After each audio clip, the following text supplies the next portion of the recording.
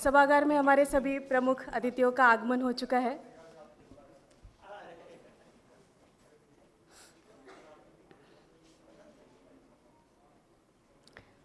मंचासीन होने वाले सभी अतिथियों से निवेदन करूंगी कि वे कृपया भारत माँ की प्रतिमा के सम्मुख दीप प्रज्वलित करें तथा पुष्पार्पण करें। आप सभी से भी निवेदन है कि वे कृपया सभी अपनी अपनी जगह पर स्थानापन्न हो जाएं।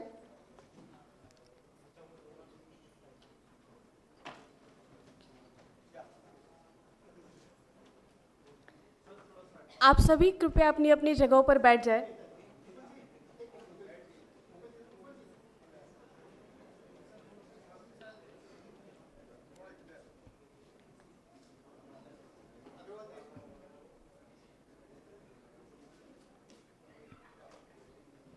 हमारे सभी प्रमुख अतिथि भारत माता की प्रतिमा के सम्मुख दीप प्रज्वलन कर रहे हैं, साथ ही पुष्पार्पण कर रहे हैं।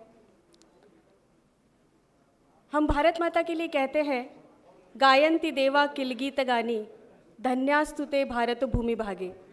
जिसके गीत भगवान भी गाते हैं, धन्य है ऐसी भारत भूमि और इस भारत भूमि की हम सभी संतानें हैं। हमारे मन में आज यहाँ बैठे सभागार में सभी लोगों के मन में ये भाव उत्पन्न हो रहे होंगे कि मन समर्पित तन समर्पित और यह जीवन समर्पित, चाहता हूँ देश की धरती तुझे कुछ और भी दूँ। भारत माँ की आराधना करते हुए हम सभी के मन में यही भाव उठते हैं। हम सभी अपनी इस भारत माता के प्रति कृतज्ञ हैं। इस कृतज्ञता के भाव को और भारत के प्रति समर्पण के भाव को सभी देशवासियों के मन में जागृत करने का कार्य पिछले 100 वर्षों से राष्ट्रीय स्वयंसेवक संघ कर रहा है। आज संघ को 100 वर्ष पूर्ण हो चुके हैं और इसी उपलक्ष्य में हिंदी विवेक के द्वारा शताब्दी वर्ष निमित्त दीपस्तंभ ग्रंथ प्रकाशित किया है।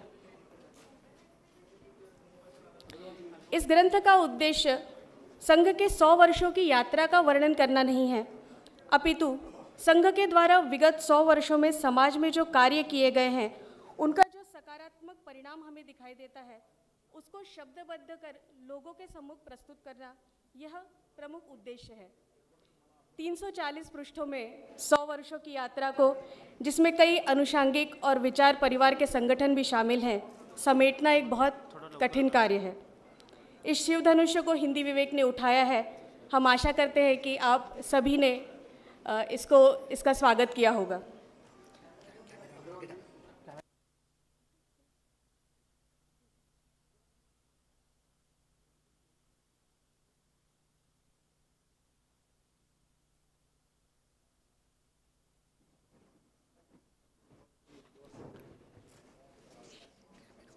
मंच पर उपस्थित माननीय रमेश जी और अमोल जी से निवेदन करूंगी कि वे हमारे आज के प्रमुख अतिथियों का स्वागत करें। सर्वप्रथम माननीय नितिन गडकरी जी। नितिन जी का परिचय देने की यहाँ पर आवश्यकता तो नहीं है। हम सभी जानते हैं कि वे राष्ट्रीय स्वयंसेवक संघ और अखिल भारतीय विद्यार्थी परिषद से जुड़े रहे हैं। 1980 से राजनीति में सक्रिय रहे नितिन जी भाजपा के राष्ट्रीय अध्यक्ष की भूमिका का भी निर्वहन कर चुके हैं। सड़क परिवहन मंत्री के रूप में लगभग 90,000 किलोमीटर से अधिक राष्ट्रीय राजमार्गों का निर्माण उनके कार्यकाल में हुआ है। Mumbai Bandra sea link, Delhi Meerut express highway इत्यादि उनके कुछ कमाल हैं जिन हम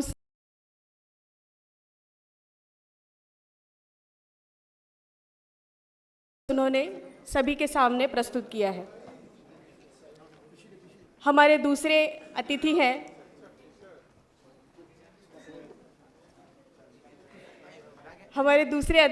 माननीय मुकुल कानिटकर जी। वर्तमान में संघ की अखिल भारतीय प्रचार टोली के सदस्य हैं। विमर्श विषय को विशेष रूप से देखते हैं। प्रख्यात शिक्षकविद मुकुल कानिटकर जी विवेकानंद केंद्र में 22 वर्षों तक पूर्णकालिक कार्यकर्ता के रूप में कार्यरत रहे और कई दायित्वों का निर्वहन उन्होंने किया है। भारतीय शिक्षण मंडल के राष्ट्रीय संगठन सचिव तथा विवेकानंद इंटरनेशनल फाउंडेशन के संस्थापक सचिव का दायित्व उन्होंने निभाया है। प्रखर वक्तृत्व और सरल भाषा के कारण वे युवाओं पर भी अपनी छाप छोड़ने में सफल रहे हैं। मुकुल जी को विवेकानंद एक्सपर्ट कहा जा सकता है। माननीय विनोद अग्रवाल जी का भी स्वागत करें।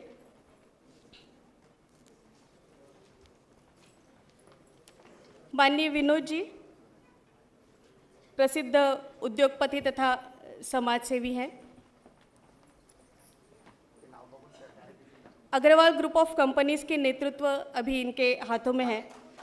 भारत में उद्योगपतियों और धनाढ्य लक्ष्मीपुत्रों की कमी नहीं है, परंतु अपने व्यवसाय से प्राप्त धन का कुछ प्रतिशत समाज को दान स्वरूप देना, समाज में हो रहे सकारात्मक कार्यों के लिए देना, ये सभी नहीं करते।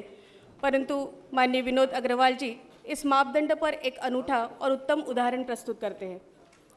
डॉक्टर अनिल अग्रवाल जी, डॉक्टर अनिल जी महाराज अग्रसेन अस्पताल पंजाबी बाग में हृदय शल्य चिकित्सक एवं विभागाध्यक्ष हैं। उन्होंने अब तक 12,000 से अधिक हृदय शल्य चिकित्साएँ की हैं।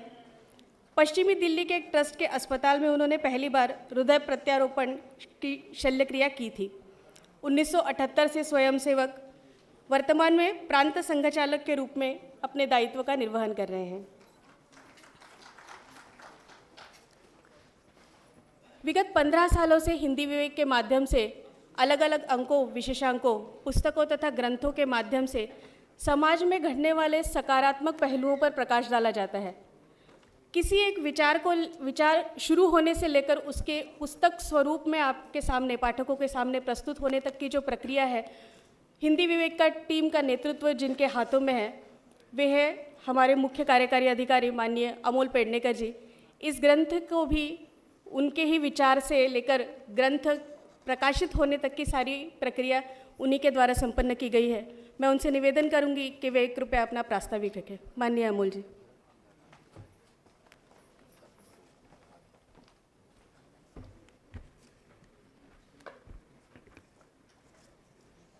आदरणीय मंच पर उपस्थित सभी महानुभावों को प्रणाम करता हूं।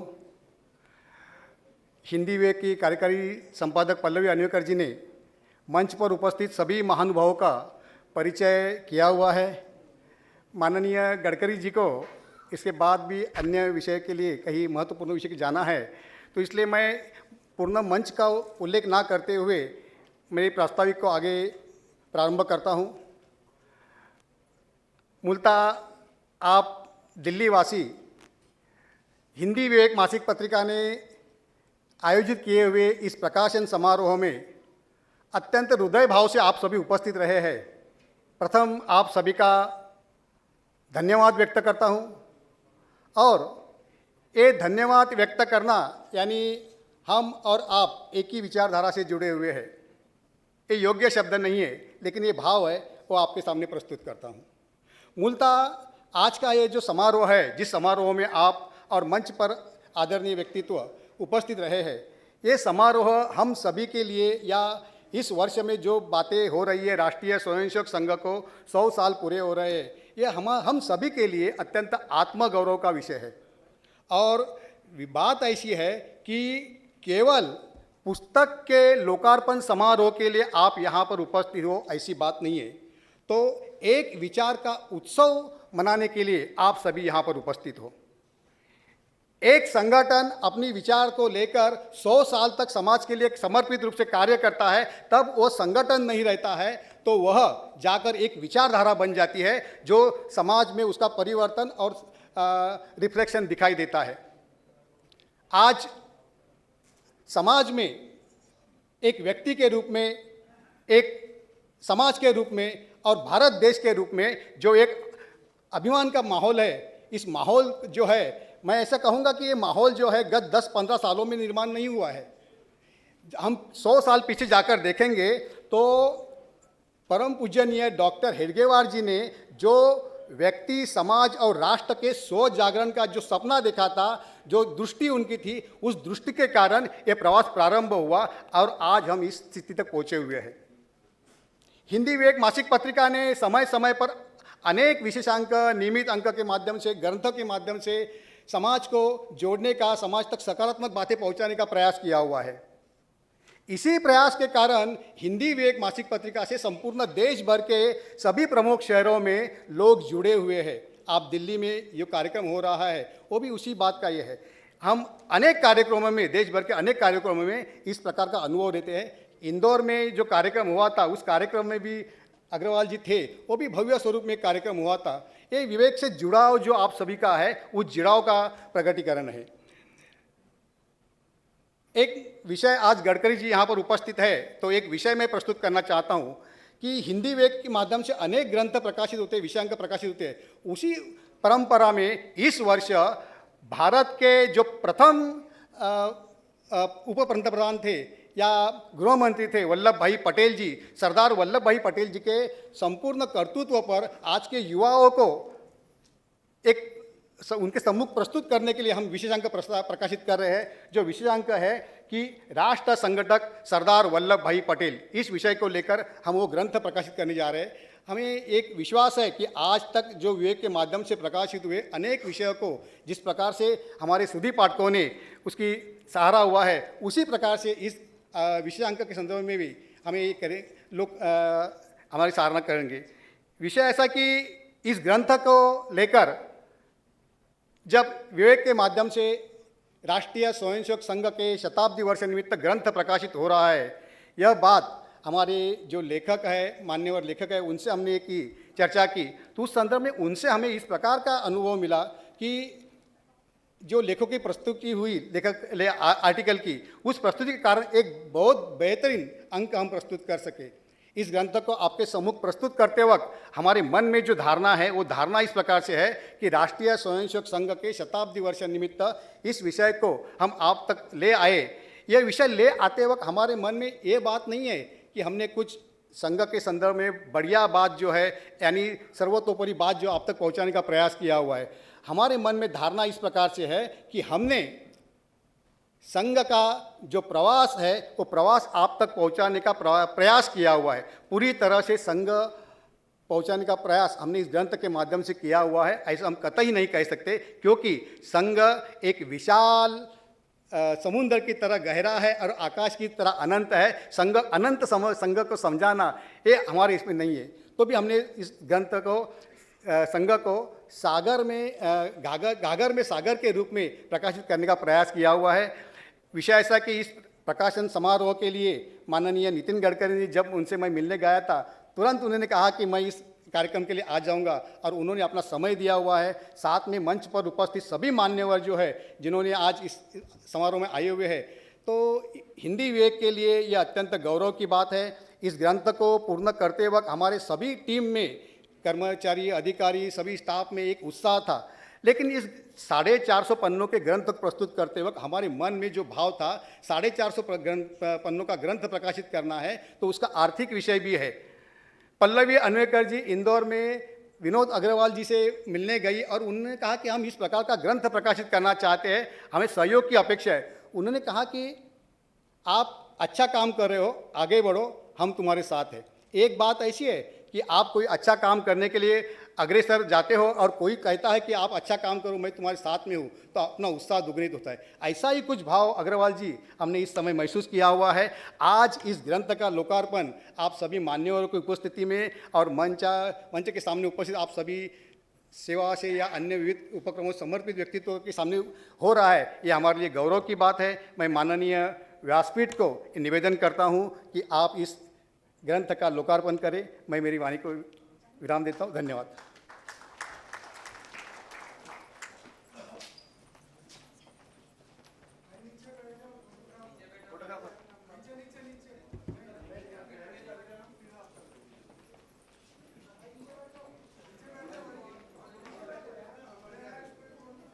भाई साहब,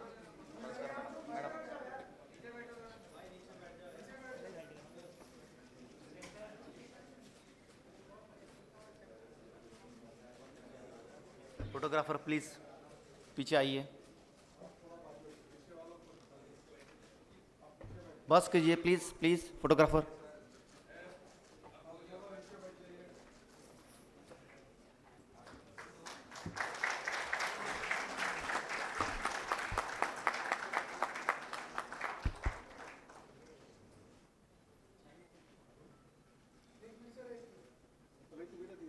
नहीं, ठीक है।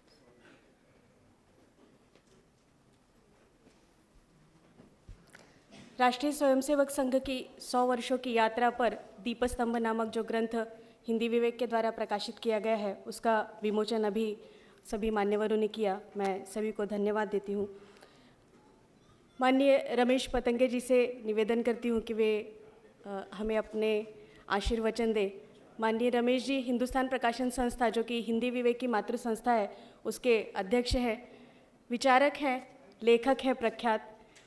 समरसता और संविधान को समाज में रूढ़ करने में उनकी महत्वपूर्ण भूमिका है। मैं उनसे निवेदन करूंगी कि वे कृपया आएँ और हमें मार्गदर्शन प्रदान करें।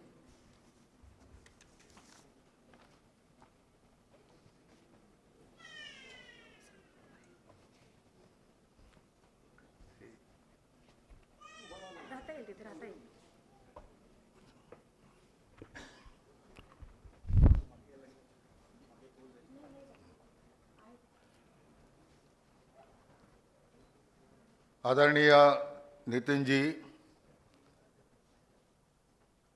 आदरणीय मुकुल कांडीकर जी, मंच पर विराजमान सभी महानुभाव, दिल्लीवासी भाई और बहनों, राष्ट्रीय स्वयंसेवक संघ का यह शताब्दी वर्ष है, ये सब हम जानते हैं। और उस शताब्दी वर्ष में विवेक की ओर से, मराठी विवेक और हिंदी विवेक की ओर से अलग अलग विषयों पर ग्रंथों का निर्माण गत 2-3 साल से चल रहा है। संघ के बारे में विचार करते समय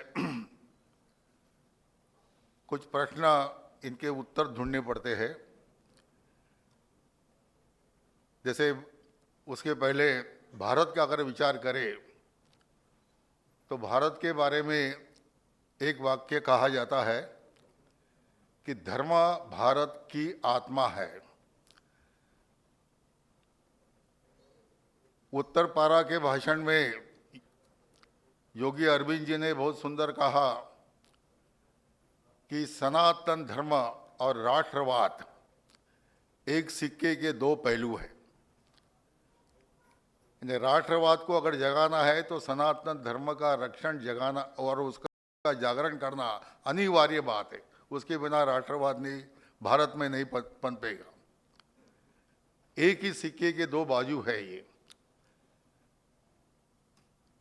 संघ का 100 साल का कार्य क्या है, तो एक वाक्य में कहना है तो कालानुरूप धर्म जागरण का कार्य है। हम प्रार्थना में भी कहते हैं कि विधायास्य धर्मस्य संरक्षणम परम वैभवम नेतुम एतत् स्वराष्ट्रम विजय त्रिचन सम्मता कार्य शक्तिर। ऐसे उनके सारे शब्द जो है, इसके अर्थ होते हैं कि हमको धर्म का रक्षण करना है। पूजनीय डॉक्टर साहब जी ने इसके बारे में बहुत सुंदर रीति से कहा है कि धर्म रक्षण और धर्म पालन, इसमें थोड़ा अंतर है। तो धर्म पालन का मतलब होता है पूजा पाठ, तीर्थ यात्रा, व्रत वैकल्य वगैरह सब जो है वो घरों घरों में चलते रहता है। साल भर में हर एक महीने में उसके कुछ न कुछ विधि होते रहते हैं। लेकिन धर्म के रक्षण की जो स्थिति है वो समाज के अंदर से लुप्त हो गई। और इसलिए जो आक्रांता है, मुस्लिम आक्रमण आए, अंग्रेज आए, डच आए, पुर्तगीज आए, इससे हम लोग पीड़ित होते चले गए। इसलिए धर्म के रक्षण की शक्ति निर्माण करनी पड़ती है। बाल्य अवस्था में हम संघ का एक गीत गाते थे कि क्यों हिंदू बहादुर भूल गए। क्या भूल गए? गीता ने जो उपदेश दिया, क्यों सुनन सुनाना भूल गए। रास रचाना याद रखा, क्यों चक्र चलाना भूल गए। तो ये चक्र चलाने का कार्य जो है, सामर्थ्य है समाज के अंदर निर्माण करने का कार्य गत 100 साल संघ कर रहा है। इसी गीत की एक पंक्ति है, बहुत सुंदर है। उसमें कहते हैं कि रावण ने सीता चुराई थी, हनुमान ने लंका जलाई थी। अब लाखों सीता हरी गई, क्यों लंका जलाना भूल गए। तो पश्चिम बंगाल में क्या हुआ, कश्मीर में क्या हुआ, वो सिनेमा में हम पिक्चर जो निकली है उसमें सब देखते हैं। पौरुष जागृत होना चाहिए, हिंदू समाज का सामर्थ्य जागृत होना चाहिए। यह सुप्त सामर्थ्य जागृत जब होगा तब धर्म की रक्षा होगी, धर्म की रक्षा होगी तो राष्ट्र खड़ा होगा, क्योंकि धर्म जागरण यानी राष्ट्र जागरण है, राष्ट्र जागरण यानी धर्म जागरण है।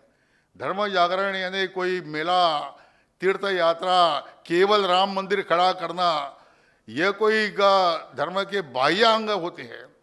धर्म का जो अर्थ संघ ने हमको बताया, सिखाया कि धर्म की रक्षा करने की एक शक्ति समाज के अंदर उत्पन्न होनी चाहिए और वह सभी क्षेत्रों में प्रकट होनी चाहिए। राजनीति में प्रकट होनी चाहिए जैसे आज प्रकट हो रही है, अर्थ क्षेत्र में प्रकट होनी चाहिए, सांस्कृतिक क्षेत्र में प्रकट होनी चाहिए। समाज के विविध अंग जो होते हैं, इस सभी अंगों में उसका प्रकटीकरण होना चाहिए। ऐसा एक बुनियादी काम के 100 साल अब पूरे हो रहे हैं। इस काम में तन मन धन से, बुद्धि से हम सब लोग यहाँ जुड़े हुए हैं। मैं ईश्वर से प्रार्थना करूँगा कि हम सबको आने वाले कालखंड के जो एक चैलेंजेस हमारे सामने आएंगे, ट्रम्प का चैलेंज है, विदेशी शक्तियों का चैलेंज है, डीप स्टेट का चैलेंज, सब कुछ है। इन सब के साथ लड़ने की शक्ति जो हमारे अंदर है वह जागृत हो, सदैव जागृत हो, नित्य सिद्ध शक्ति के रूप में हम प्रकट हो, ऐसी भावना और एक तेज हमको परमेश्वर दे। इन्हीं शब्दों के साथ मैं अपनी वाणी को विराम देता हूँ।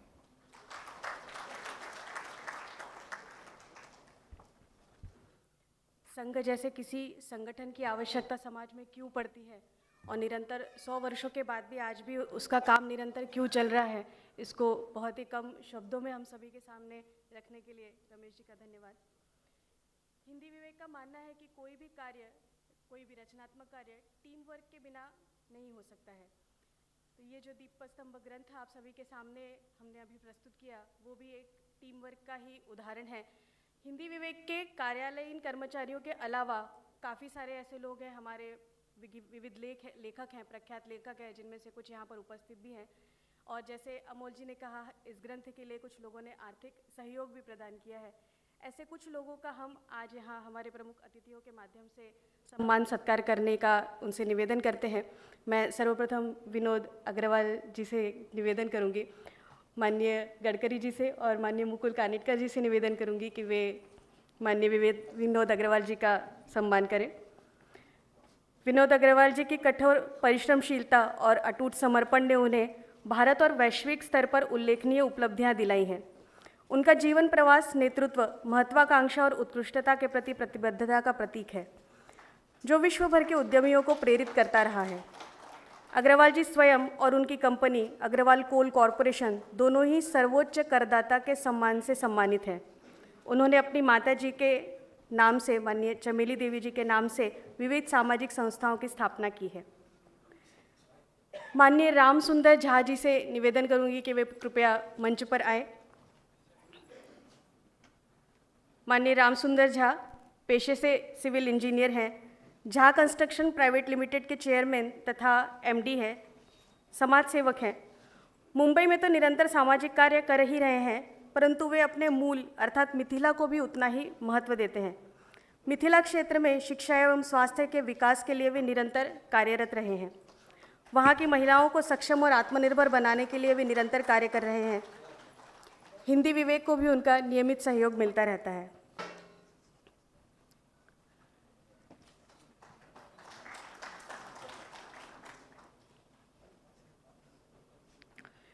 व्यक्तियों के साथ ही कुछ संस्थाएं हमसे जुड़ी हुई हैं, जिनमें से एक है अंकित ग्राम सेवाधाम आश्रम उज्जैन। मैं उसके चेयरमैन डॉक्टर ऋषि मोहन भटनागर जी से निवेदन करूंगी कि वे कृपया मंच पर आएं। डॉक्टर भटनागर अंकित ग्राम सेवाधाम आश्रम के चेयरमैन हैं, साथ ही टेक्नोलॉजी कंपनियों के बोर्ड ऑफ डायरेक्टर्स हैं। स्मार्ट टेक्नोलॉजी, आर्टिफिशियल इंटेलिजेंस और इनोवेशन आधारित नेतृत्व में उनका कार्य अग्रणी है।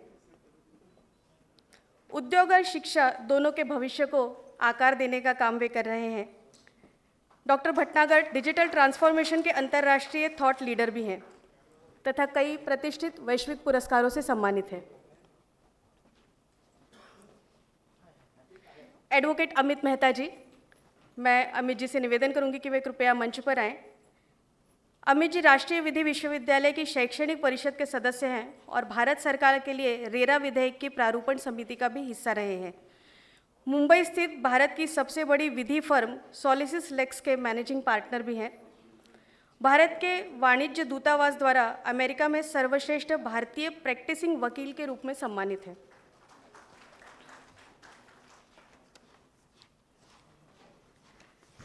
मंच पर उपस्थित अतिथियों का धन्यवाद। हम सभी उन्हीं को सुनने के लिए आज यहाँ पर उपस्थित हुए हैं, अतः बहुत अधिक आप लोगों का समय न लेते हुए मैं माननीय मुकुल कानिटकर जी से निवेदन करूँगी कि वे कृपया हमारा मार्गदर्शन करें। माननीय मुकुल जी।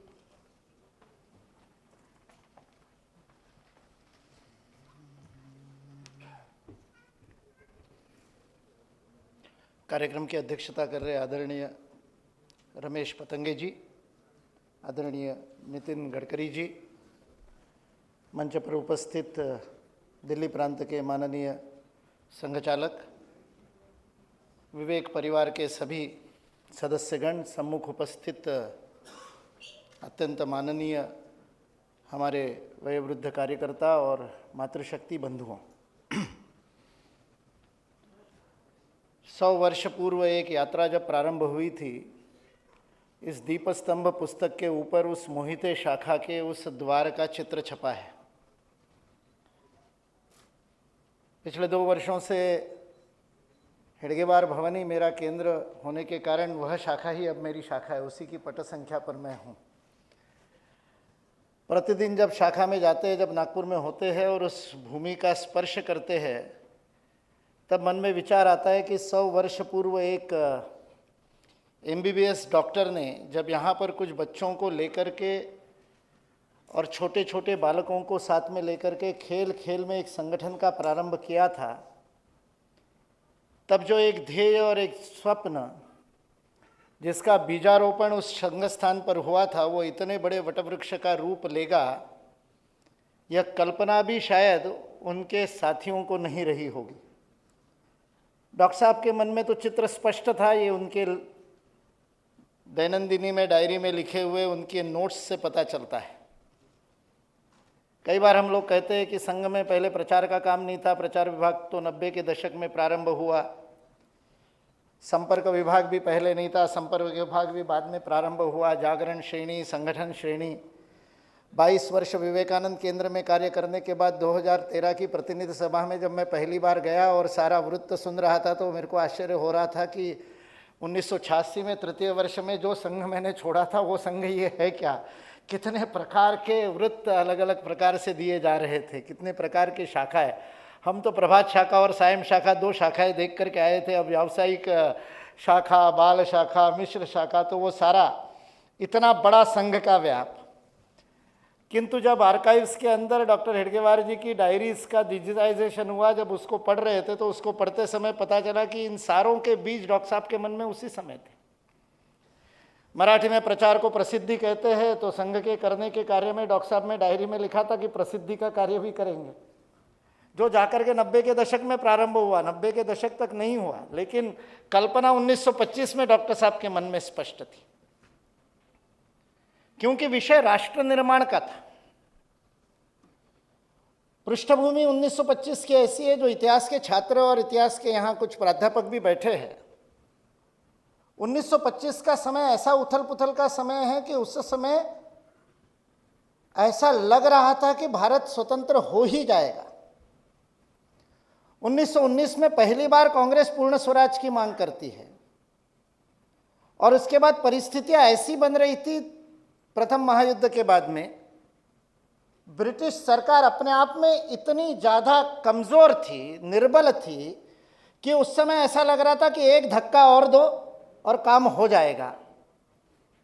ये इतिहास के छात्रों के लिए अलग विषय है कि 15-20 साल लेट क्यों हुआ। 1935 में गवर्नमेंट ऑफ इंडिया एक्ट बनने की जगह स्वतंत्रता का ही एक्ट क्यों नहीं बना? क्या समझौते हुए? किस प्रकार के, आजकल का शब्द है ना डील, किस प्रकार की डील हुई जिसके कारण स्वतंत्रता और 15-20 साल टल गई? लेकिन आप कल्पना कीजिए कि डॉक्टर केशव बलरामपंत हेडगेवार कांग्रेस के नेता है और कांग्रेस में अत्यंत प्रतिष्ठित नेतृत्व है। नागपुर के अधिवेशन में वो प्रस्ताव दे रहे हैं, उस प्रस्ताव में सारे विश्व के, आज जो हम विश्वमित्र और विश्वगुरु की बात कर रहे हैं, वो प्रस्ताव, हालांकि प्रस्ताव समिति ने वो प्रस्ताव कांग्रेस के अधिवेशन में नहीं रखा, किंतु उस प्रस्ताव में डॉक्टर हेडगेवार ने स्पष्ट लिखा था कि भारत को स्वतंत्र होने के बाद सारे विश्व में से उपनिवेशवाद को समाप्त करने का दायित्व भारत का है और सारे विश्व की मानवता के कल्याण का दायित्व भारत का है। ये दृष्टि उनको स्पष्ट थी। क्रांतिकारियों से भी उनके घनिष्ठ संबंध थे। इसलिए स्वतंत्रता आंदोलन की जितनी छटाएं, जितने आयाम उस समय कार्यरत थे, उन सब में समान रूप से सम्मानित, सुप्रतिष्ठित, संपर्कित ऐसा एक राष्ट्र का नेता, स्वतंत्रता सामने दिख रही है और उस समय अनेक उस समय के नेता स्वतंत्रता के बाद कौन सा मंत्री बनेंगे इसका विचार कर रहे होंगे। उस समय ये एक MBBS डॉक्टर और भारत माता के नाड़ी परीक्षा करता है और मूल निदान को देखता है और उपचार करने के लिए निकल पड़ता है। आप इस पृष्ठभूमि में संघ की स्थापना को समझने का प्रयत्न कीजिए। और इसलिए वो समझते हैं कि बार बार आक्रमणों के सामने यह प्रबल, सामर्थ्य, सुसंस्कृत राष्ट्र क्यों राजनीतिक और सामरिक रूप से पराजित हुआ। पूरा इतिहास साक्ष्य है कि हम कभी भी इतिहास ने अपने से अधिक बलिष्ठ से नहीं हारे हैं। हमारे ऊपर आक्रमण करने वाले सांस्कृतिक रूप से, तकनीकी रूप से भी हमसे कनिष्ठ थे और फिर भी हम हारे, और उसका मूल कारण था राष्ट्रीय चरित्र का अभाव। इसलिए राष्ट्र निर्माण के लिए राष्ट्रीय स्वयंसेवक संघ की स्थापना हुई और राष्ट्र निर्माण के लिए व्यक्ति निर्माण। केवल व्यक्ति निर्माण से राष्ट्र निर्माण अपने आप नहीं होता है, यह भी एक बहुत बड़ा भ्रम।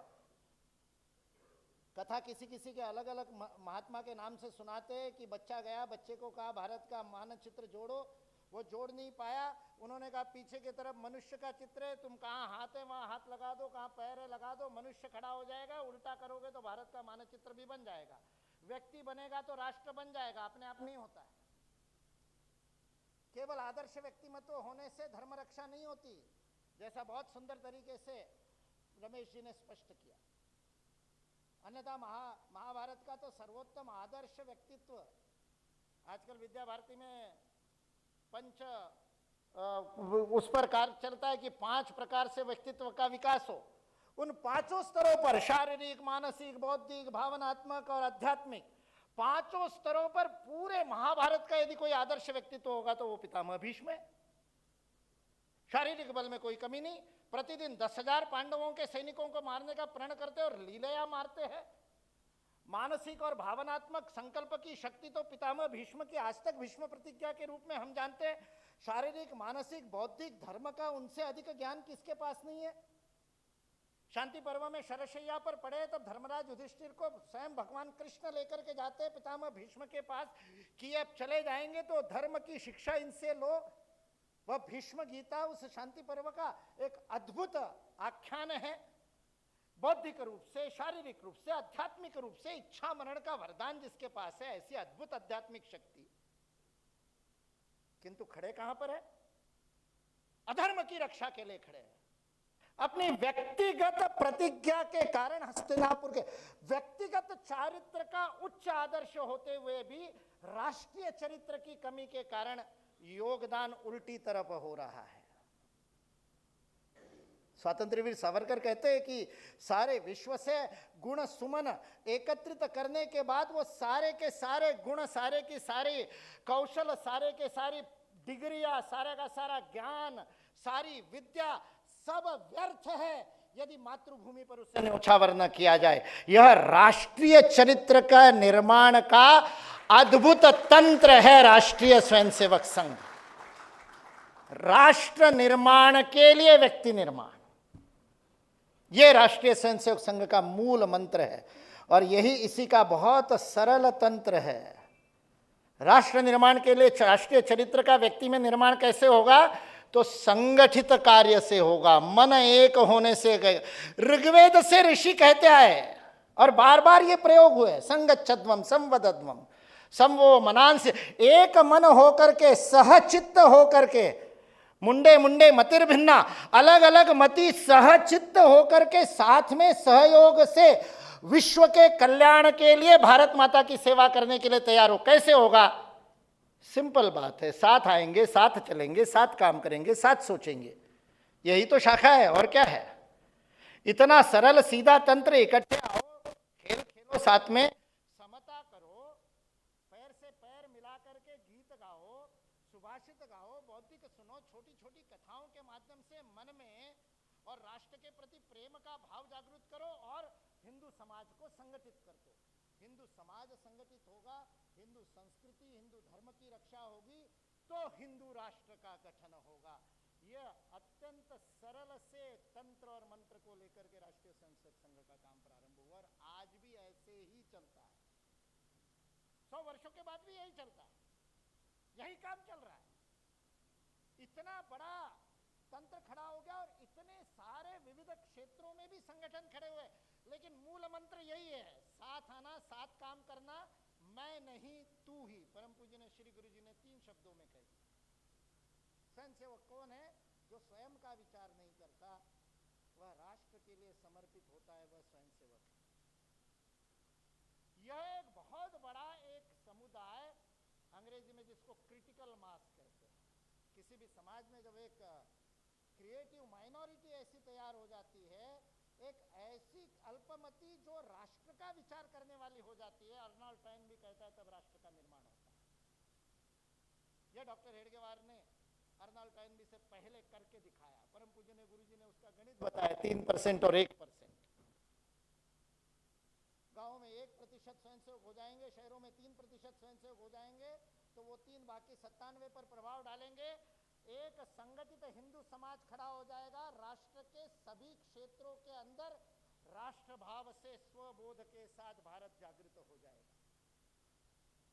100 वर्षों के बाद जब हम बैठ करके आत्मावलोकन करते हैं, एक स्वयंसेवक के नाते जब हम पीछे मुड़ करके देखते हैं, तो हमको ध्यान में आता है कि डॉक्टर साहब ने नहीं सोचा था कि इस काम में 100 साल लग जाएंगे। जैसे एक गीत रमेश जी ने बताया, वैसे एक गीत भी हम गाते हैं, बहुत बार गाते हैं, जगाया तुमको कितनी बार। तो ये हिंदू का एक बड़ा विशिष्ट है। मैं जब रीडर्स डाइजेस्ट में पढ़ रहा था, तो तथाकथित विकसित समाजों की स्थिति के बारे में एक लेख उसमें आया था, रिसर्च पेपर जैसा था, और उसमें उन्होंने कहा था कि अमेरिका को सोने के लिए 18 नींद की गोलियां प्रति व्यक्ति लगती है। Per capita per day sleeping pills consumption 18 pills का है। वो रिसर्च पढ़ा तो मुझे बड़ा आश्चर्य लगा, सोने के लिए इतनी गोलियां लेनी पड़ती है। हमारा हिंदू तो कहीं भी कैसे भी सो सकता है, प्रवचनों में सोता है, भाषणों में सोता है, कक्षा में सोता है, भारतीय रेल की जनरल बोगी में भी सोता है। पैर रखने के लिए जगह नहीं, हाथ ऊपर लटका हुआ है, गला गर्दन लटकी हुई है, मुंह से लार टपक रही है, सो रहा है। जो कहीं भी कैसे भी सो सकता है, उसे हिंदू कहते हैं। हिंदुत्व की अत्यंत महत्वपूर्ण लक्षण है, और इसलिए जगाया तुमको कितनी बार, आज भी जगाना पड़ता है। कितनी भी कश्मीर फाइल्स और कितनी भी बंगाल फाइल्स दिखा दो, अपने घर के पास भी होता हुआ दिखाई दे दे, पड़ोस में आग लग जाए तो प्रतीक्षा करेगा, अभी तो मेरे घर में नहीं लगी है। यह जो एक अपने आप में अंतर्मुखी होने का दोष हिंदू समाज में आ गया था, उसको दूर करने के लिए राष्ट्रीय स्वयंसेवक संघ की स्थापना है। पड़ोसी ही नहीं, भारत के किसी भी कोने में आग लगे, सबसे पहले सेवा के लिए कोई तत्पर होता है तो वो स्वयंसेवक होता है। कहना नहीं पड़ता, आदेश नहीं देना पड़ता, जैसे पैर में ठोकर लगते ही हाथ शुश्रूषा करने दौड़ता है, वैसे भारत माता के किसी भी अंग में चोट आ जाए स्वयंसेवक भाग करके पहुंचता है सेवा करने के लिए। चाहे पंजाब की बाढ़ में हमने देखा, चाहे उत्तराखंड के और भूस्खलन में देखा, सब स्थानों पर सेवा और कुछ श्रेय नहीं चाहिए, कुछ नहीं चाहिए, कुछ नहीं मांगता। किसी को पूछोगे, भूज में बड़ा भूकंप आया, तब मैं जोधपुर में था, कुछ कार्यकर्ताओं को लेकर के जब हम वहां पर पहुंचे, रात को बैठ करके गप्पे मारते थे, दिन भर के अनुभवों पर चर्चा करते थे।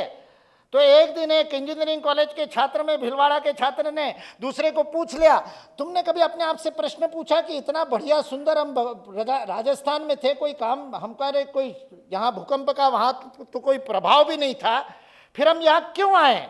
वो दूसरा कार्यकर्ता उसको उत्तर देता है, नहीं आते तो क्या होता ये सोच करके मैं आया हूं। अगर नहीं आता तो क्या रात को नींद आ जाती? अपने ही भाइयों के कष्ट को टीवी पर देख करके आराम से सो पाते? जिसका हृदय अपने बांधवों के लिए धड़कता है, ऐसे स्वयंसेवकों का निर्माण करने का नाम राष्ट्रीय स्वयंसेवक संघ है। मूल्यांकन किया जाएगा राजनीतिक क्षेत्र में क्या काम हुआ, मूल्यांकन किया जाएगा कि विश्व का सबसे बड़ा विद्यार्थी संगठन कौन सा है, तो विद्यार्थी परिषद है। विश्व का सबसे बड़ा और श्रमिक संगठन कौन सा है, तो भारतीय मजदूर संघ है। मनु के मछली के समान भागवत में जो दशावतार की कथा आती है, उसमें मनु महाराज की मछली का, मत्स्यावतार में जो वर्णन आता है कि मनु महाराज को मछली मिली, छोटी से कटोरी में रखी तो सुबह देखा कटोरी को मछली ने व्याप लिया, थोड़े बड़े बर्तन में रखा तो बड़े बर्तन को व्याप लिया, घर के सबसे बड़े बर्तन में रखा तो सुबह बड़े बर्तन को व्याप लिया, घर के बाहर की पोखरी में रखा तो पोखरी भर गई, तालाब में डाला गांव के तो तालाब की उरुणी भर गई, वहां से उठा करके नदी में डाला तो नदी में भी नहीं समाया, तब महासागर में मनु की मछली को डालना पड़ा था। जहां डाल दे उस पात्र को व्याप लेना, ये जो मत्स्य अवतार का गुण है, स्वयं सेवकों का भी यही गुण है। जिस समय श्रमिकों में काम नहीं था, दत्तोपंत ठेंगड़ी गए और जाकर के और कम्युनिस्ट और यूनियन में, ट्रेड यूनियन में जाकर के उसके जनरल सेक्रेटरी बने और उसके बाद में भारतीय मजदूर संघ की स्थापना हुई। अब जब आयोग गणना करता है इंटरनेशनल लेबर ऑर्गेनाइजेशन, तो कहता है सबसे बड़ा मजदूर संगठन, सबसे बड़ा श्रमिक संगठन कौन सा है, तो वो भारतीय मजदूर संघ। जिस क्षेत्र में गए उस क्षेत्र को व्याप लिया। सेवा के अद्भुत उद्धार, सेवा भारती जितने सेवा प्रकल्प चलाती है कहीं नहीं है। विश्व के सबसे नंबर 1 संगठन खड़े हो गए।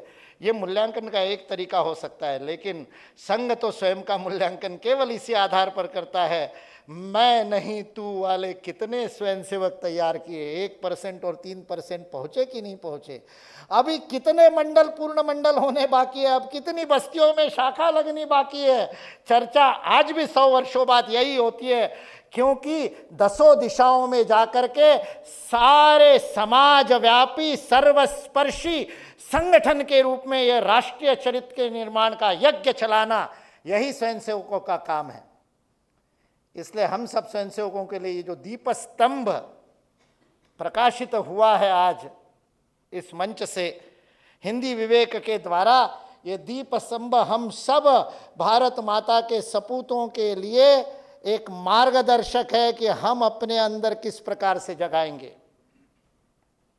परसों चर्चा चल रही थी, सुबह की शाखा में जो गीत गा रहे हैं, उस गीत में एक पंक्ति है कि शाखा से ही राष्ट्र का कल्याण होगा। तो किसी कार्यकर्ता ने कहा शाखा से ही होगा, बाकी कोई मार्ग नहीं है। मैंने कहा करके देख लो, मैंने ये प्रयोग करके देखा है। कोई कार्यकर्ता आकर के कहता है विषाद में हूँ, कुछ निराशा आ गई है, कुछ असफलता आ गई जीवन में, क्या करूँ, मैं जो चाहता था वो हुआ नहीं, मन में जो स्वप्न थे वो साकार नहीं हुए, इच्छाएं पूर्ण नहीं हुई, कुछ करने की इच्छा नहीं होती है, विषादग्रस्त हूँ। किसी और देश में होते तो उसको कहते साइकेट्रिस्ट के पास चला जा, किसी साइकोलॉजिस्ट को दिखा दे, काउंसलिंग ले ले। मेरे पास कार्यकर्ता आता है तो मैं उसको कहता हूँ 7 दिन पूरा 1 घंटा शाखा में चला जा, विषाद समाप्त हो जाएगा। तृतीय वर्ष में बाबा साहेब भुसकुटे का बौद्धिक स्मरण आता है। वैसे बाबा साहेब भुसकुटे के बौद्धिक बहुत कम स्वयंसेवकों को स्मरण में रहते हैं, क्योंकि उनके बौद्धिकों में सोते ज़्यादा थे लोग। लेकिन मुझे एक प्रसंग बहुत स्मरण आता है क्योंकि मैं भगवत गीता का अध्ययन करता हूँ इसलिए और याद आता है, बाबा साहेब भुस्कुटे ने तृतीय वर्ष में कहा था कि भगवान कृष्ण को 700 श्लोक 18 अध्याय अर्जुन को भगवत गीता बतानी पड़ी, क्योंकि उस समय राष्ट्रीय स्वयंसेवक संघ का गणवेश नहीं था। यदि गणवेश होता तो अर्जुन को पहना देते, उस समय नीकर था, तो उन्होंने कहा नीकर अर्जुन को पहना दे तो चुपचाप गांडी उठा करके युद्ध कर लेता। यह प्रेरणा देने का कार्य संघ करता है। संघ भगवत गीता का साकार मूर्तिमंत स्वरूप है। आ रही विजयादशमी, आप सबको अवसर है, अभी तक गणवेश नहीं पहना होगा तो सिला लो। शताब्दी के अवसर पर विजयादशमी पर गणवेश में उपस्थित रहो, क्योंकि संघ किताबें पढ़ करके समझ में नहीं आएगा, संघ दूर से देख करके समझ में नहीं आएगा, संघ तो शाखा में जाने से ही समझ में आएगा, क्योंकि गंगा जी में डुबकी लगाए बिना गंगा का पावित्र्य समझ में नहीं आता। कितना पीएच वैल्यू है उसकी केमिकल टेस्ट करके गंगा नहीं समझ में आएगी। गंगा में समझना है तो डुबकी ही लगानी पड़ती है। आप सभी को संघ गंगा में डुबकी लगाने का आह्वान करते हुए अपनी वाणी को विराम देता हूँ। जय हिंद।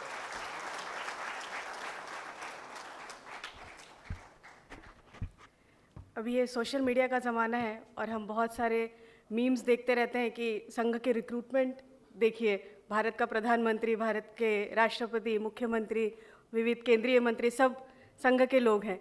लेकिन मुकुल जी के आज के वक्तव्य से ये दिखाई देता है कि ये सारे मीम अगर चल भी रहे हैं तो हम उसको सकारात्मक रूप में लें कि संघ ने व्यक्तियों का निर्माण कर दिया है, अब व्यक्ति उस पोस्ट तक पहुंच गए हैं, तो ये व्यक्ति के भी अच्छी बात है और संघ के लिए तो अच्छी बात है ही। मैं माननीय नितिन गडकरी जी से निवेदन करूंगी, हम सभी उनको सुनने की प्रतीक्षा कर रहे हैं कि वे कृपया मंच पर आए और हमारा मार्गदर्शन करें।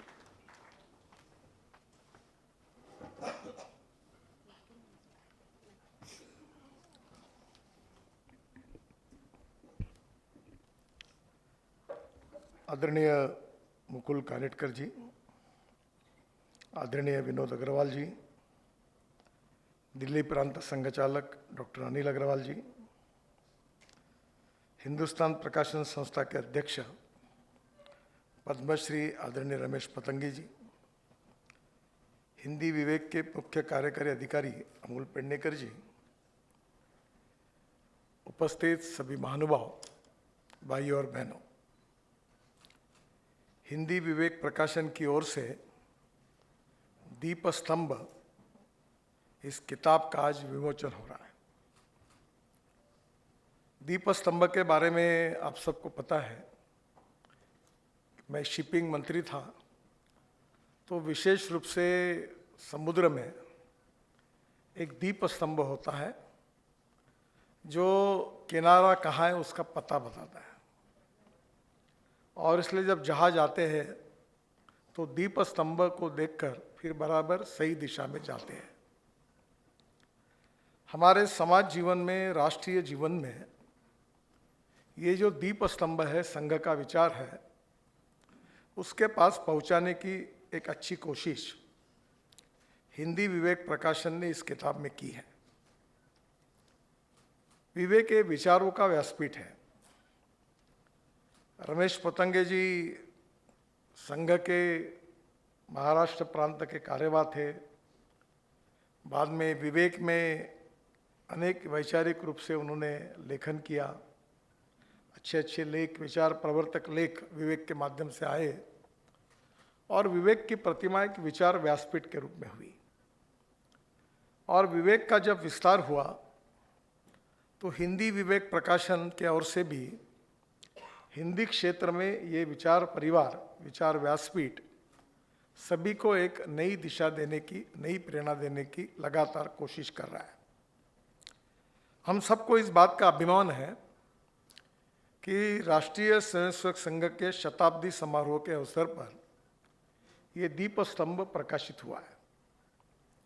मुझे लगता है कि एक प्रकार से 100 साल के संघ के कार्य का, जो सामाजिक क्षेत्र में है, जो राजनीतिक क्षेत्र में काम करने वाले स्वयंसेवक है, जो शैक्षणिक क्षेत्र में काम कर रहे हैं, आर्थिक क्षेत्र में काम कर रहे हैं, ऐसे समाज के सर्वांगीण क्षेत्र में संघ से प्रेरणा लेकर राष्ट्र के पुनर्निर्माण के लिए कार्य करने वाले अनेक स्वयंसेवक, अनेक कार्यकर्ता, अनेक संगठन जो कुछ कार्य कर रहे, उस कार्य के पीछे जो भावार्थ है, जो विचार है, वो मुख्य रूप से संघ की प्रेरणा है।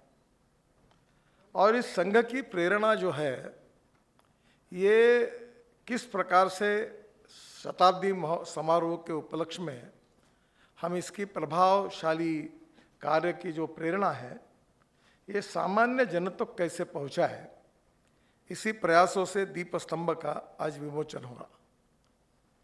मुझे एक बात की खुशी है कि जिसका उल्लेख मुकुल जी ने अपने भाषण में किया है, वो है व्यक्ति निर्माण।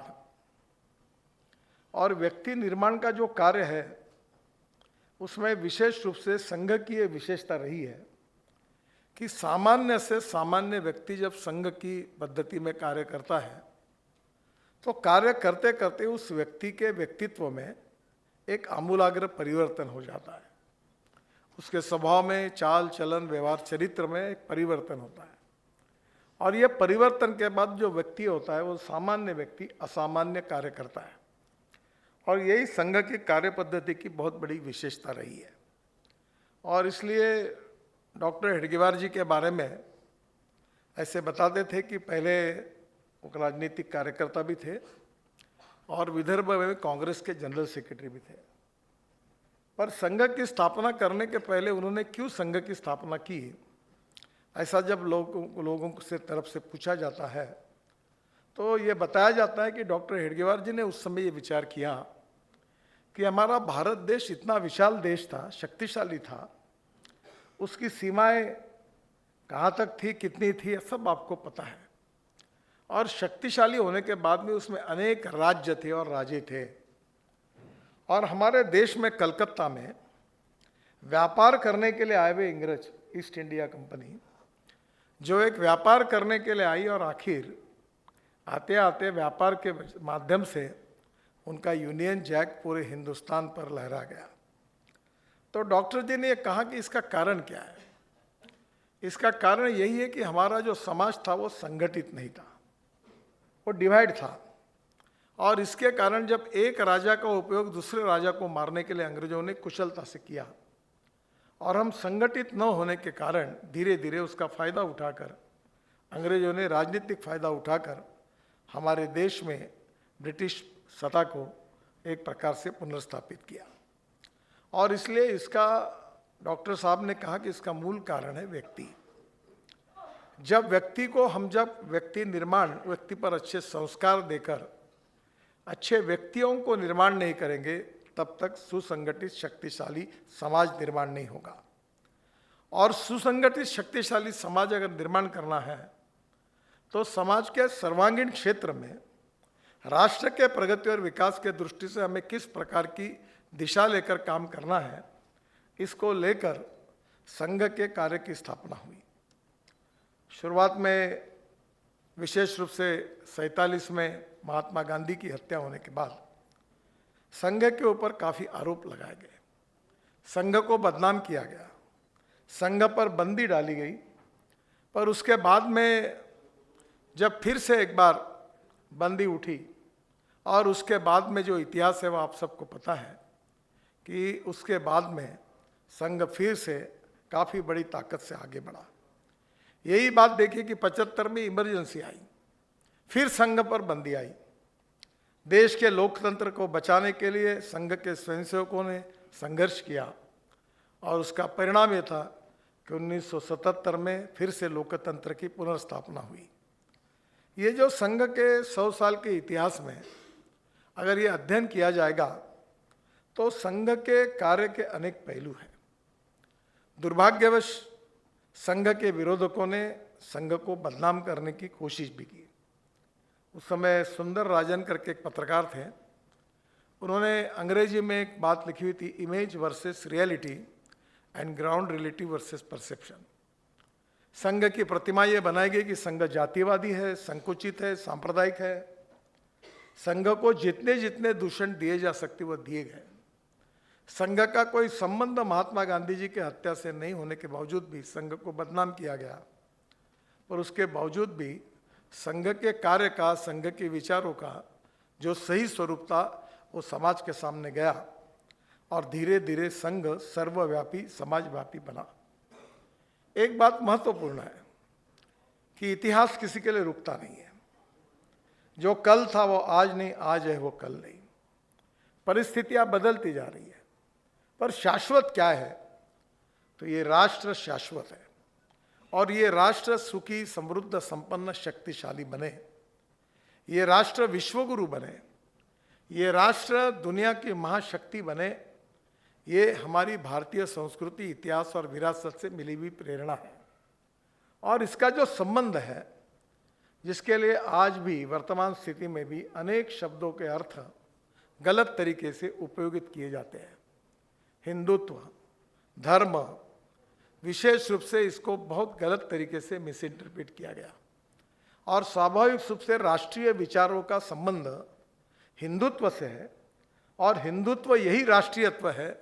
यह बात को लेकर संघ ने विशेष रूप से हिंदुत्व के आधार पर जो विचारधारा देश के अनेक कार्यकर्ताओं के मन में प्रज्वलित की, उसके कारण एक सामर्थ्यशाली, समृद्ध, संपन्न राष्ट्र के निर्माण करने की प्रेरणा लाखों करोड़ों लोगों को मिली।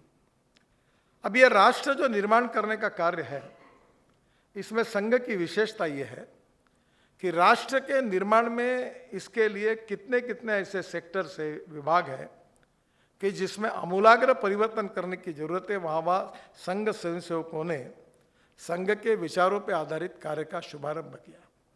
आदर्श मजदूर संगठन कैसा हो, इसके लिए भारतीय मजदूर संघ की स्थापना हुई। विद्यार्थियों में शैक्षणिक क्षेत्र में जो कल के नागरिक है वो कैसे बने, इसलिए विद्यार्थी परिषद का कार्य उसके कारण शुरू हुआ। हमारे धर्म जागरण के लिए विश्व हिंदू परिषद के माध्यम से हमारा हिंदू धर्म, हमारा सनातन धर्म और उसकी पॉजिटिविटी ये लोगों तक ठीक प्रकार से समझा जाए, इसलिए विश्व हिंदू परिषद की स्थापना हुई। हमारे समाज के जो पिछड़े हुए हैं सामाजिक, आर्थिक, शैक्षणिक दृष्टि से, उन लोगों को समाज के मुख्य प्रवाह में लाना चाहिए, इसलिए वनवासी बंधुओं में वनवासी कल्याण आश्रम का कार्य शुभारंभ हुआ। आज लाखों करोड़ों प्रकल्प चल रहे हैं। लाखों विद्यार्थी वनवासी कल्याण आश्रम से स्कूल में संस्कार लेकर बड़े बन रहे हैं।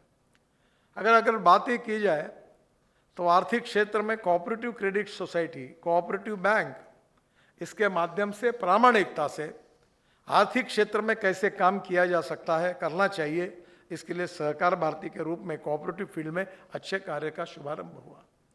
किसान हमारे समाज का प्रमुख घटक है और किसानों के लिए संगठित करके गांव, गरीब, मजदूर, किसान की प्रगति और विकास कैसे हो, किसान संघ की स्थापना हुई। ये यादी बहुत लंबी है, अलग अलग क्षेत्र है, काम करने की पद्धतियाँ अलग है, पर विचार एक है और ये विचार है समता का, ये विचार है बंधुत्व का, ये विचार है स्वावलंबन का, ये विचार है स्वदेशी का। और स्वाभाविक रूप से इस विचारों से प्रेरित होकर हर क्षेत्र में, समाज के हर क्षेत्र में एक परिवर्तन लाने का संकल्प करके अनेक कार्यकर्ता परिश्रम कर रहे हैं। ये बात कहा जाती है कि संघ जातिवादी है, सांप्रदायिक है। मैं अक्सर ये अनुभव करता हूँ और बहुत बार मैं अनेक लोगों को बताता हूँ कि संघ के कैंप में, संघ के शिविरों में, संघ की शाखा में किसी को जात नहीं पूछते। संघ में तो आपको याद होगा कि पुणे की वसंत व्याख्यानमाला में बाला साहेब देवव्रत जी ने जो भाषण दिया था, उस भाषण में उन्होंने कहा था कि जब अस्पृश्यता अगर बुरी नहीं है तो दूसरी कोई चीज बुरी हो नहीं सकती। इस समाज की छुआछूत, अस्पृश्यता, जातीयता समूल नष्ट होनी चाहिए। कोई भी व्यक्ति उसकी जात, पंथ, धर्म, भाषा और सेक्स से बड़ा नहीं होता, उसके गुणों से बड़ा होता है। और इसलिए जाति व्यवस्था को समाज से समाप्त करके सामाजिक समता कैसी प्रस्थापित हो, इसके लिए संघ के कार्यकर्ताओं ने अनेक सालों तक जिस प्रकार के समाज का प्रबोधन किया वो हम सब के सामने है। अभी मुझे याद है पद्मश्री रमेश पतंगे जी आज हमारे बीच में उपस्थित हैं और हमने किसी के जाति का उल्लेख नहीं करते, पर एक बात थी कि उस समय मुझे याद है मैं विद्यार्थी परिषद का कार्य कर रहा था। उस समय दामोदर दाते, शिवराय तेलंग जी संघ के ज्येष्ठ प्रचारक थे और उस समय सामाजिक समता का विषय दत्तोपंत जी ने, यशवंतराव केड़कर जी ने इतनी प्रखरता से रखा था कि एक प्रकार से समाज की संवेदनशीलता, हमारे समाज के दलित पीड़ित शोषित समाज के प्रति हमारी संवेदनशीलता क्या है, हमारा सामाजिक भाव क्या है, और उसकी सेवा के लिए शिक्षा क्षेत्र में, सेवा के क्षेत्र में, आर्थिक क्षेत्र में हमें उनके उत्थान के लिए कैसा काम करना है, ये प्रत्यक्ष विचारों से नहीं, कृति से उन्होंने सबके सामने रखा।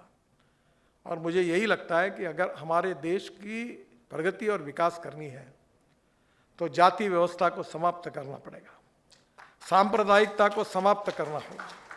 हम एक है, हम हिंदू है, भारतीय है। और बार बार ये कहा जाता था कि हिंदू शब्द संकुचित है।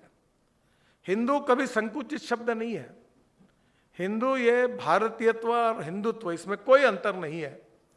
और इसीलिए संगम में उल्लेख होता था, संस्कृति सबकी एक चिरंतन, पुरखे जिसके हिंदू है, विराट सागर समाज अपना, हम सब इसके बिंदु है। मैं जब महाराष्ट्र में काम कर रहा था तो अब्दुल रहमान अंतुले साहब मुख्यमंत्री, उसके बाद उनसे बातचीत होती थी तो एक बार मुझे बताया, नितिन तुम्हें मालूम है क्या मैं कौन हूँ?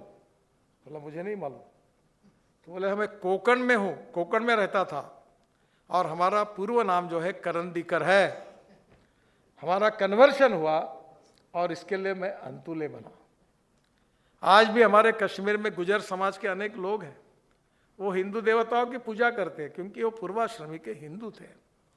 और ये भी बात सच है कि हमारे समाज के अनेक लोगों का खुशी से धर्मांतरण नहीं हुआ। अगर कोई स्वस्थ खुशी से धर्मांतरण करता है तो उसका अधिकार है, पर हम इतिहास देखेंगे तो जब लड़ाइयाँ होती गई और लड़ाई के बाद जब विजय प्राप्त हुआ तो जो जनता वहाँ की थी उनका जबरदस्ती से धर्मांतरण किया गया, हमारे हिंदू मंदिरों को उद्ध्वस्त किया गया। और यही बात है कि जो विवेकानंद जी ने शिकागो के भाषण में कही थी, जिसके लिए आज विश्व का आकर्षण हमारे प्रति बढ़ा है। विवेकानंद जी ने यही कहा था कि मैं आपके पास इसलिए नहीं आया हूं कि मेरा धर्म श्रेष्ठ है ये कहने के लिए, मैं आपके पास ये कहने के लिए नहीं आया हूं कि मेरे भगवान श्रेष्ठ हैं, मैं आपको ये कहने के लिए आया हूं कि आप जिस धर्म पर, जिस भगवान पर विश्वास रखते हैं, अंततोगत्वा मानवता के कल्याण का वो मार्ग है और सब मार्ग आखिर एक ही जगह पहुंचता है। यही बात उन्होंने कही। संस्कृत में एक सुभाषित है, आकाशात पतितम तोयम यथा गच्छति सागरम सर्वदेव नमस्कार केशवम प्रति गच्छति। हमारे यहाँ मराठी में एक कवि ने उसका अनुवाद किया है कि पडे खाल तिजे नभा तू न पाणी, जसे सागरा तेच मिळून जाई, नमस्कार कोण्याही देवा सकेला, परी शेवटी तो पोहोचतो केशवाला। यानी जैसे आसमान से पानी गिरता है वो नदी नालों में जाता है और नदी नाले धीरे धीरे आगे बढ़कर समुद्र में मिल जाते हैं, वैसे हम किसी भी भगवान को नमस्कार करने से अंततोगत्वा वो केशव को मिलता है। हमारा दृष्टिकोण एकात्मिक है, उदारता का है। हम अधिकारवादी और विस्तारवादी विचारों के नहीं हैं। आज विश्व में ऐसी स्थिति बन गई है कि आज ज़्यादा खुलकर बोलना उचित नहीं होगा, पर धीरे धीरे छोटे छोटे देशों की भूमि कैसे हम ले लें, हमारे बारे में ये भावना नहीं है। मतभिन्नता हो सकती है पर धीरे धीरे जियो और जीने दो। हमारे संस्कृति हम क्या कहते हैं कि मेरा कल्याण पहले करो, ये नहीं कहते, विश्व का कल्याण हो। अब मुझे बताओ, समाजवादी आधुनिक कल्याणकारी विचारधारा में इससे ब्रॉड कंसेप्ट कौन सा है कि विश्व का कल्याण हो, यानी ये जात का कल्याण हो, वो रीजन का कल्याण हो, वो स्टेट का कल्याण हो, ऐसा नहीं, विश्व का कल्याण हो। यानी ये हमारा कोई व्यक्ति विरोध भी करता होगा तो भी उसका भी कल्याण हो, ये हमारी संस्कृति है। और मूल्याधिष्ठित जीवन पद्धति, परिवार पद्धति, ये हमारी ताकत है, स्ट्रेंथ है। और ये जीवन मूल्य हमारे समाज में संस्कारों से, हमारे व्यक्ति निर्माण में जीवन मूल्यों को पुनर्स्थापना कैसे होगी? शिक्षा क्षेत्र से होगी। फिर शिक्षा क्षेत्र में विचार कैसे होगा, संस्कार कैसे होगा, और नई पीढ़ी संस्कारों के आधार पर सामर्थ्यशाली कैसे तैयार होगी? मुझे लगता है कि हर क्षेत्र में हमारे विचारों का बेस पकड़ते हुए राष्ट्र लगातार प्रगति और विकास की ओर आगे जा रहा है। और ये जो विचार है ये कोई समाप्त होने वाला विचार नहीं है। मुझे दत्तोपंत ठेंगड़ी जी की एक बात याद आती है। वो मजाक में एक बार कहे थे उन्होंने भाषण में कि every politician thinks about his next election and every socio economic reformer thinks from century to century. यानी जिसको समाज बदलना है, जिसको देश बदलना है, उसको 100 साल का कार्य करना है, और जिसको चुनाव जीतना है उसको 5 साल में क्या करना है, फास्ट फूड जैसा कि मैं चुनाव कैसे जीतूं, ये सोचना है। संघ का कार्य राष्ट्र निर्माण का, राष्ट्र के पुनर्निर्माण का है। ये पीढ़ियां पीढ़ियों तक चलते आ रहा है। 1-2 पीढ़ियां चली गई, लोगों ने, हजारों प्रचारकों ने, स्वयंसेवकों ने, कार्यकर्ता ने अपने जीवन को समर्पित किया, फिर नई पीढ़ी आई, फिर कार्य चल रहा है। और इसीलिए बाला साहेब देवरस जी ने अपने एक बौद्धिक में अच्छी बात कही थी कि आज हम यहाँ लाइट लगे हुए हैं, सब जगह प्रकाश है, पर यह प्रकाश क्यों है? क्योंकि कोई ना कोई पावर स्टेशन में बिजली तैयार हो रही है। अब वो कोयले की बिजली है कि हाइड्रो है या सोलर है कि न्यूक्लियर पावर है कि जियोथर्मल पावर है, ये आपको नहीं पता। पावर तैयार हो रही है, और वो पावर अभी यहाँ आई है, इसके कारण ये महाराष्ट्र सदन आज प्रफुल्लित हुआ है, ये कार्यक्रम चल रहा है। पर अगर पावर बंद हो गई, पावर कट हो जाएगी तो क्या होगा? अंधेरा आएगा। संघ के स्वयंसेवकों ने और कार्यकर्ताओं ने हमारे संगठन से प्रेरणा लेकर समाज के सर्वांगीण क्षेत्र में ये जो पावर है ये पहुंचाने का काम किया, ये विचार पहुंचाने का काम किया, और वहाँ जो प्रज्वलित हुआ है प्रकाश, उसने हमारे जीवन को समृद्ध किया है। क्या हमारे देश के सभी लोगों का जीवन समृद्ध, संपन्न, अंधेरे से प्रकाश की ओर नहीं जाना चाहिए? गांव, गरीब, मजदूर, किसान प्रगति और विकास की ओर नहीं जाना चाहिए? क्या शिक्षा क्षेत्र में हमारे भविष्य के नागरिक, जो विद्यार्थी पढ़ रहे हैं, उनके अच्छे संस्कार होकर वो अच्छे नागरिक नहीं बनने चाहिए? क्या हमारे बैंकिंग से लेकर कोऑपरेटिव सेक्टर में ईमानदारी और ऑनेस्टी के साथ काम करने वाली इफेक्टिव, ताकतवान, क्षमतावान मैनेजमेंट्स ऐसी तैयार नहीं होनी चाहिए? जहां भी हम काम करेंगे ईमानदारी से करेंगे, ऐसा भाव रखने वाली पीढ़ी तैयार नहीं होनी चाहिए? कितनी बातें हैं जो युगानुकूल ऐतिहासिक सत्य है, पर परिवर्तन केवल भाषणों से नहीं होता, कृति से होता है। हम समाज के सभी व्यक्तियों को उनके गुणों के साथ स्वीकारते हैं, और हमारे कार्य पद्धति में उन व्यक्तियों के ऊपर जो संस्कार होते हैं, उन संस्कारों से एक अच्छे कार्यकर्ता, अच्छे स्वयंसेवक निर्माण होते हैं। और वो जो निर्माण हुए स्वयंसेवक है, वो जिस जिस क्षेत्र में जाते हैं और अच्छा कार्य करते हैं, और ऐसे अच्छा कार्य करने वाले लाखों करोड़ों कार्यकर्ता जब अच्छा काम करते हैं, तो एक समाज एक दिशा में, अच्छी दिशा में जाता है, और इससे एक शक्तिशाली, समृद्ध, संपन्न राष्ट्र निर्माण होता है। यही हमारे सबके मन का भाव है, और ये भाव जगाने का काम संघ ने 100 साल तक किया है। और इसलिए संघ की सच्चाई, मैं विद्यार्थी परिषद का काम कर रहा था, तो एक जो मेरिट में विद्यार्थी होते हैं, तो उनको पुरस्कार देने का कार्यक्रम था धनवटी रंग मंदिर में, नागपुर में। मैं जनरल सेक्रेटरी था विद्यार्थी में। एक मेरिट में एक स्टूडेंट आया, तो पुरस्कार के लिए उसको बुलाया था।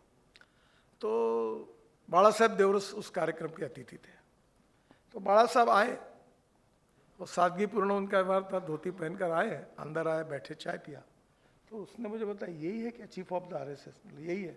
तो मुझे लगा बोले आएंगे, बैंड बजेगा, बिगुल बजेगा, फिर मिलिट्री जैसे लोग आएंगे, सैल्यूट ठोकेंगे। तो मैं हंसने लगा।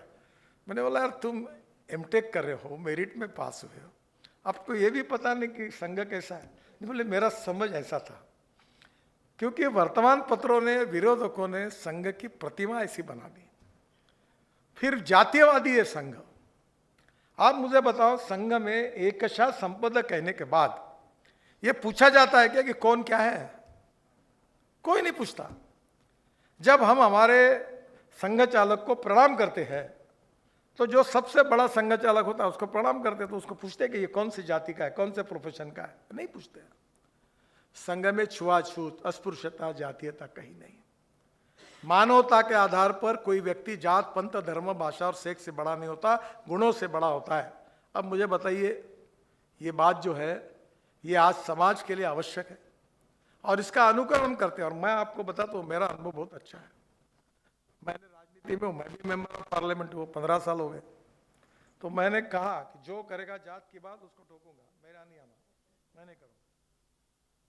पूरा नागपुर मेरा है, मैं पूरे नागपुर का और सब मेरे हैं। जो वोट देंगे उनका भी काम करूंगा, नहीं देंगे उनका भी काम करूंगा। यही संघ ने मुझे सिखाया।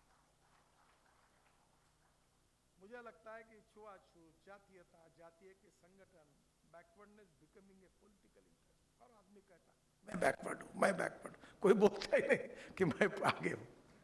समाज को तोड़ने के लिए पूरी कोशिशें चल रही है, जात के आधार पर, भाषा के आधार पर, सब बातों में समाज को तोड़ने की कोशिश हो रही है।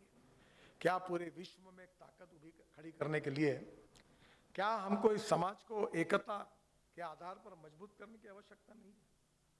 क्या ये छोटे छोटे भेद हमारे समाज को तोड़ देंगे? हमारी प्रगति और विकास फिर कैसे होगा?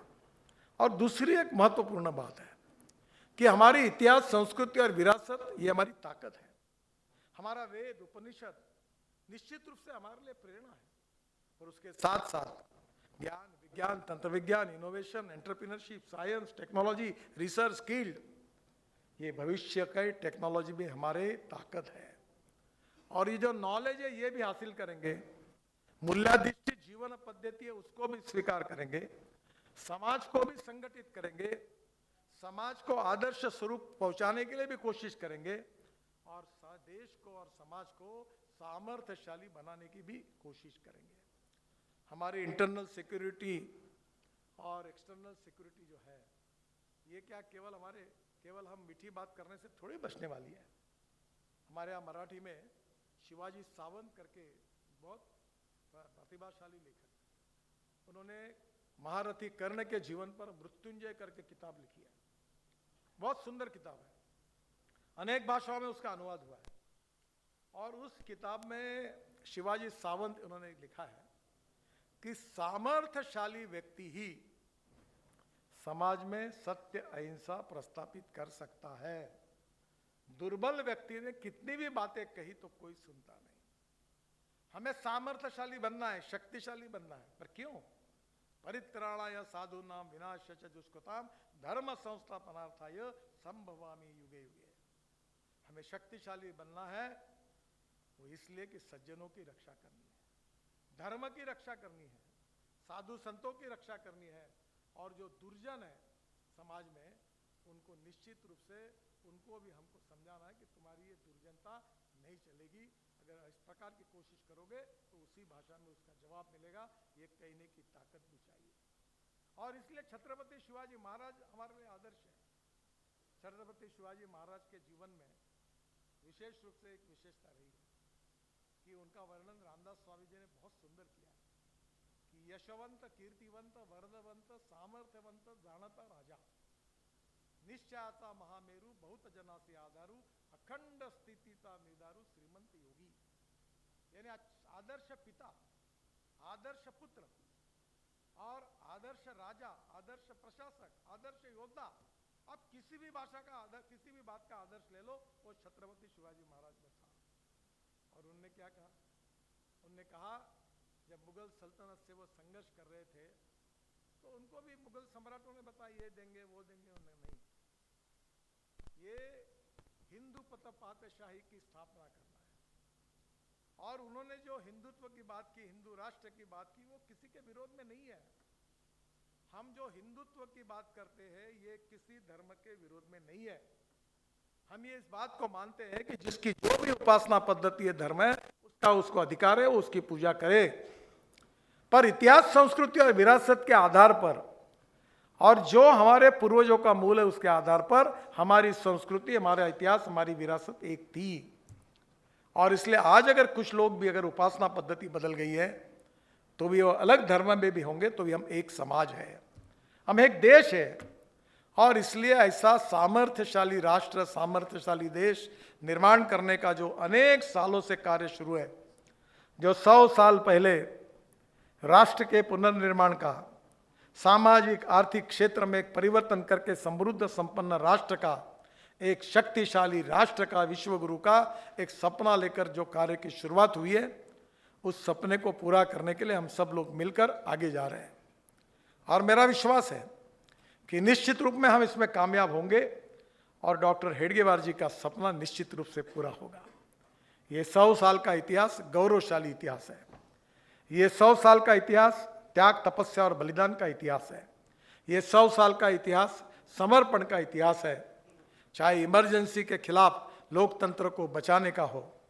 हमारे अस्मिता का विषय को लेकर प्रभु रामचंद्र जी का जो मंदिर अयोध्या में स्थापना हुई, उस अयोध्या के राम मंदिर के संघर्ष का इतिहास हो।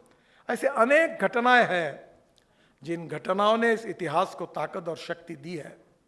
और इसलिए परम पूज्य गुरु जी अक्सर कहते थे, चरैवती चरैवती, हमें चलते रहना चाहिए कि जब तक हमारा उद्दिष्ट हमें प्राप्त नहीं होता तब तक हमको चलते रहना चाहिए। और इसी इतिहास को, इसी विचार को जो सामान्य व्यक्ति को प्रेरणा दे सकता है, उस विचार को संकलित करके दीपस्तंभ के रूप में हमारे विचार परिवार के विवेक व्यासपीठ ने, हिंदी विवेक ने इसका प्रकाशन किया है। ये ग्रंथ और इसमें आया हुआ हमारा पूरा गौरवशाली इतिहास भविष्य के पीढ़ी के लिए प्रेरणा देगा।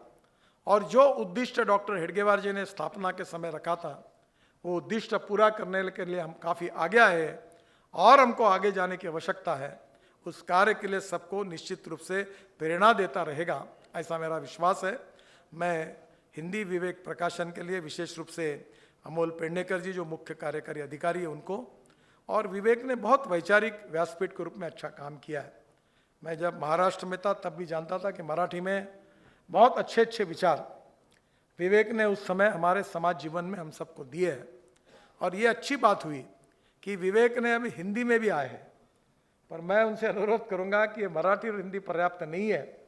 अब हिंदुस्तान के सभी रीजनल लैंग्वेज में हमारे विचार को प्रभावी रूप से पहुंचाना ये हमारी जिम्मेदारी है।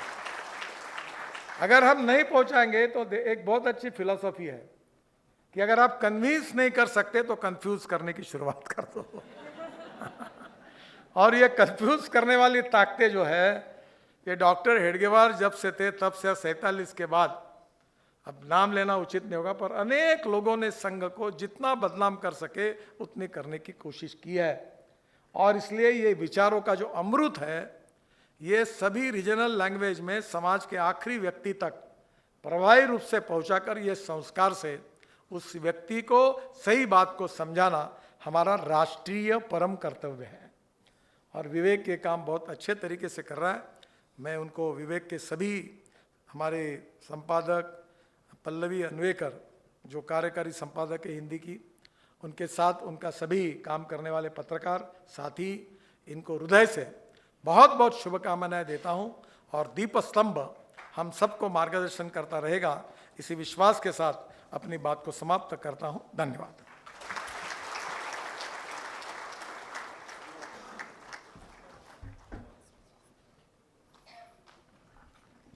आदरणीय मुकुल जी ने अत्यंत प्रखर स्वर में और माननीय नितिन जी ने अत्यंत शांत स्वर में हम सभी के सामने भारतीय चिंतन और इस चिंतन को विगत 100 वर्षों से अपना वैचारिक अधिष्ठान मानकर संघ जो कार्य कर रहा है, उस कार्य का वर्णन हम सभी के सामने प्रस्तुत किया। मैं मंच पर उपस्थित सभी लोगों का धन्यवाद ज्ञापित करती हूँ। यहाँ पर टेक्निकल रूप से हम सभी को सहायता प्रदान करने वाली टीम का भी धन्यवाद तथा सभागार में उपस्थित आप सभी अतिथियों का भी धन्यवाद कि आज वर्किंग डे होने के बावजूद भी आज आप समय पर उपस्थित रहे। संपूर्ण वंदे मातरम के बाद इस कार्यक्रम का समापन होगा। मैं सभी से निवेदन करूंगी कि वे भोजन के उपरांत ही यहाँ से बाहर जाएं। फर्स्ट फ्लोर पर सेकंड रूम में आप सभी के लिए भोजन तैयार है। कृपया आस्वाद लेकर ही बाहर जाएं और वंदे मातरम के लिए खड़े हो जाएं।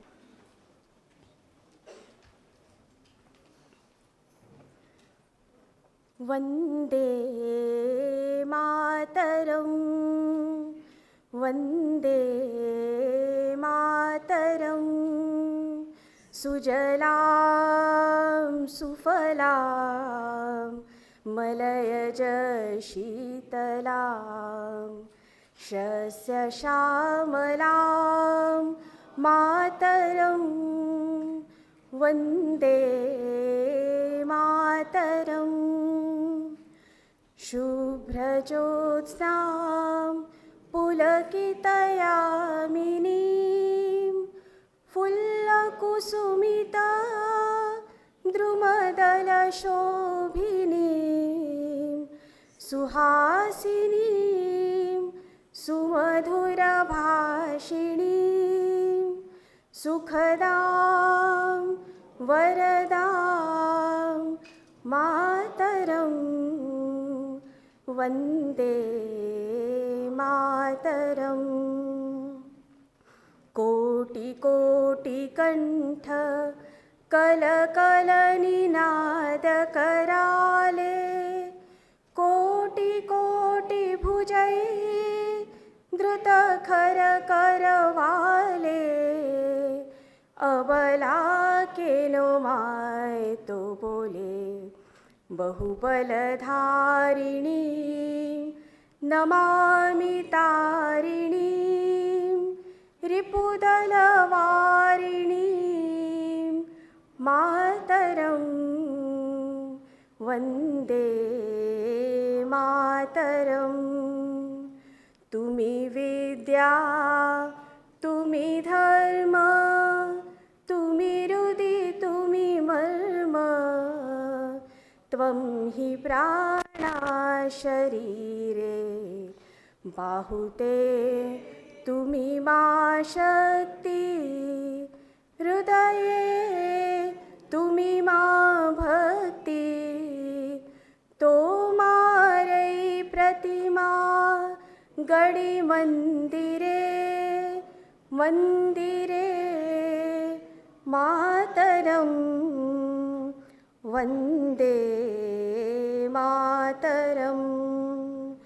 त्वं हि दुर्गा दश प्रहरणधारिणी कमलां कमलदलविहारिणी वाणीं विद्यादायिनीं